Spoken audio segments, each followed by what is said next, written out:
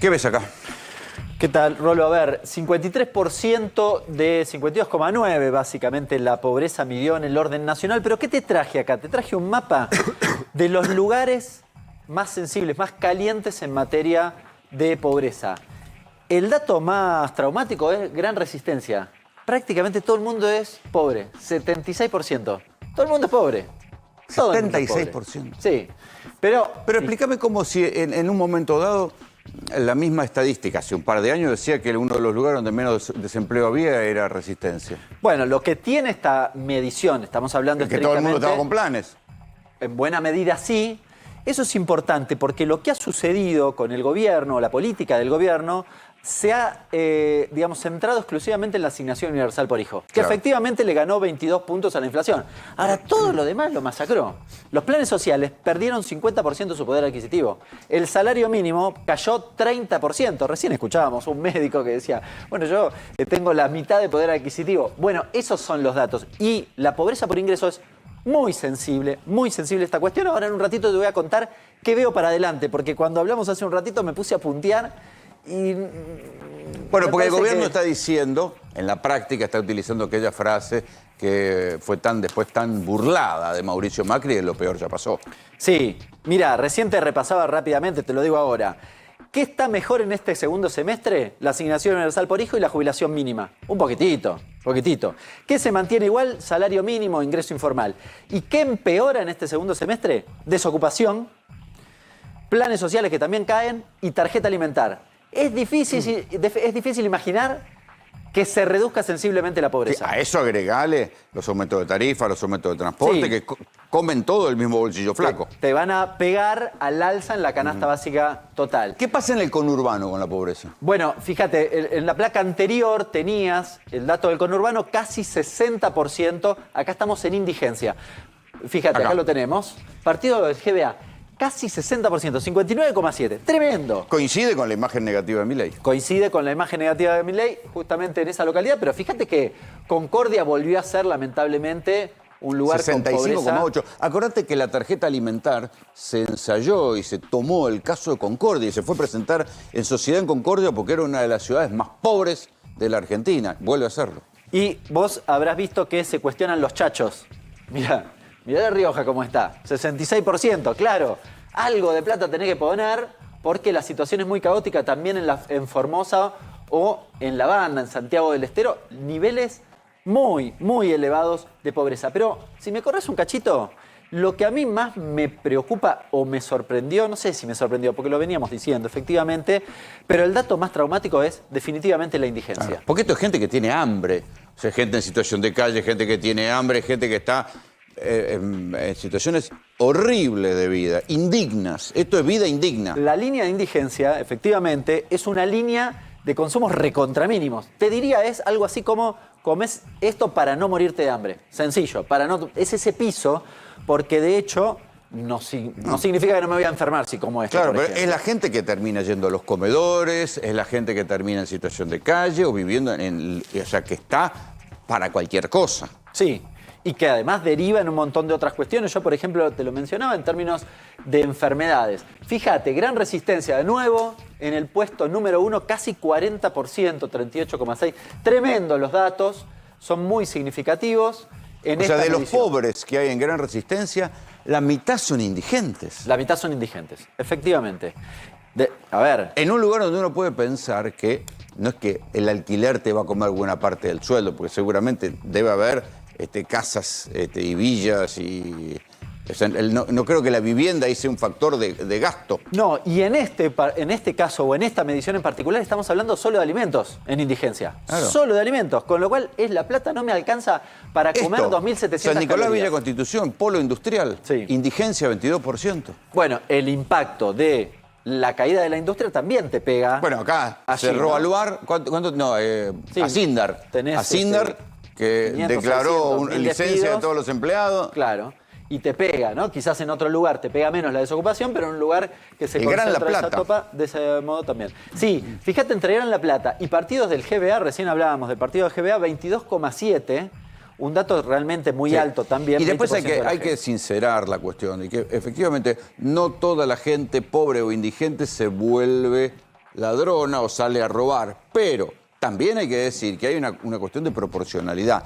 Es en ese universo donde un 5, un 3, un 4% de gente acorralada va a salir a robar. Y después viene, a medida que aumenta la indigencia, a medida que aumenta la pobreza, un porcentaje de esa gente se vuelca al delito.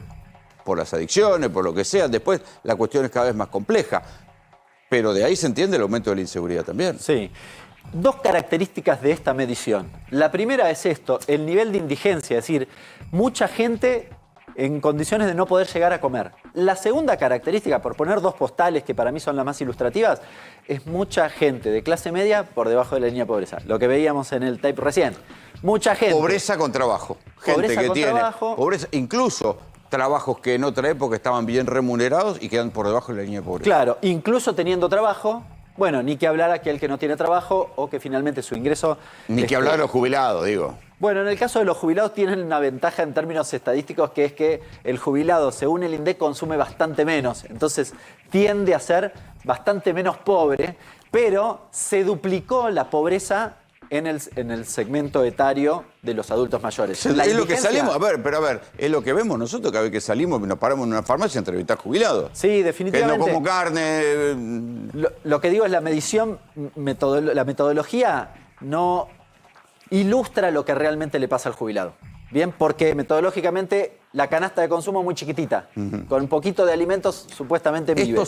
Esta medición que es a junio, ¿qué pasó en estos meses? Bueno, en los meses, de junio a septiembre. De junio a septiembre lo que tenés era un poco lo que mencionaba recién. Se te modera el incremento de lo que tiene que ver con alimentos.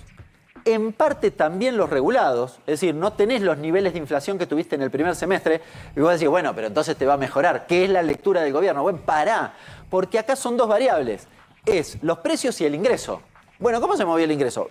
La UH volvió a tener aumento, con lo cual tuvo un mejor desempeño en los meses que va desde junio hasta hoy. También lo que tiene que ver con la jubilación mínima, que tuvo una especie de rebote y se estabilizó ahí, pero cuando vos mirás semestre contra semestre te da un poquitito mejor. De nuevo, tenés más desocupados, el salario Si no será mínimo, del 52,9, casi 53, ¿será de cuánto? ¿El 51? Sí, 50, supongamos. Es decir, a mí me da la impresión que hacia adelante lo que va a terminar pasando es que vas a consolidar un nivel de indigencia y pobreza bastante más elevado que el que tenías anteriormente. Y con una resistencia. O sea, puede que baje un bajando. poco, pero que se considere ese núcleo duro que era del 25 se consolide en el 50. Sí, de hecho, el gobierno, viste que dice, en el primer trimestre dio 55, en el segundo dio 51, bajó.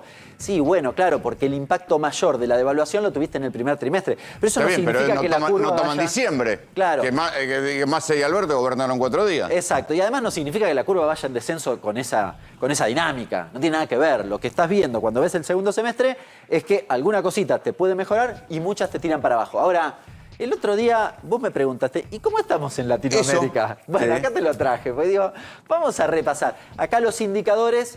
se miden de otra manera. Sí, no son uniformes, el de Brasil lo busqué directamente, la mayoría son de datos macro, una página que publica estos datos, son del 22, el de Brasil lo busqué a 2023 y el dato oficial del Centro de Instituto Estadístico de Brasil. Ahora, fíjate todos los países, la Argentina está prácticamente duplicando el que más tiene. Perú. Sí, Perú, Duplicando Ecuador. Ecuador, bastante por encima de Colombia. Ni hablemos de Bolivia. Uruguay. Brasil, bueno, Uruguay y Chile tienen niveles de pobreza sensiblemente inferiores. La Argentina está 5 veces por encima del nivel de pobreza de Uruguay. 5 veces por encima, pero un poco respondiendo a la pregunta, está lejos, muy por encima de cualquier país de O sea, pero Latinoamérica. mirá esto, Paraguay, el doble de Paraguay. Sí, cuando la Argentina históricamente supo ser...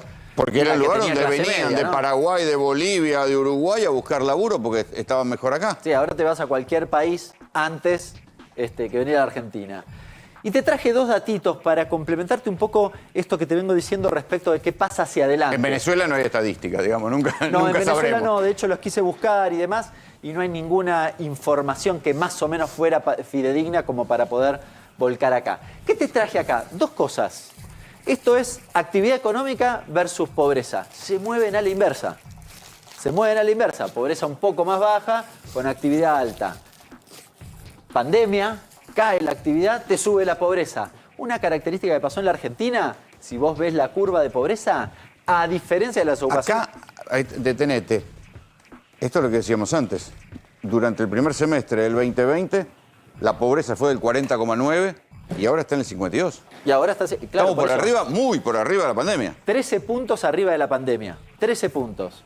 Bueno, fíjate de nuevo, se mejora la actividad, baja levemente, pero baja la pobreza, cae la actividad, sube la pobreza hacia el final de la serie. Dato muy importante, por algo que decías vos hace un ratito, no hay indicios de reactivación económica. Y esto te pega en la línea de flotación de lo que tiene que ver con la pobreza. Y fíjate... Además, ¿cuánto van a aguantar las empresas a la gente sin despedirla? Bueno, acá pasa una cuestión muy importante, que es, vos podés tener ingreso y estar en la línea de pobreza apenas arriba, que es un dato muy importante y ahora te voy a agregar. Ahora, si te echaron automáticamente sos pobre, indigente te diría, con una característica, el dato de pobreza, la línea, el primer semestre, el promedio de ingresos para no ser pobre fue 710.000 pesos.